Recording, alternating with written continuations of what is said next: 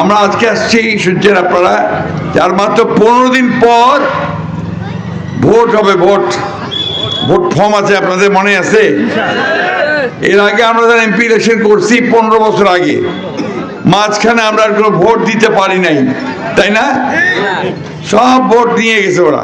কারা? ওই ফ্যাসিস্ট হাসিনার লোকেরা, তাই না? অথবা পুলিশ অ্যাডমিনিস্ট্রেশন। এবার একটা সঠিক ভোট হবে বলে আশা করতেছি আমরা। অর্থাৎ যার ভোট সে দিতে পারবে, যাকে খুশি তাকে দিতে পারবে, তাই না? এটা আপনারা আশা করেন তো নাকি? ভোট দিবা যাবেন তো নাকি? একদিন পর একটা সুযোগ আছে, মা বোনেরা যাবেন তো ইনশাআল্লাহ।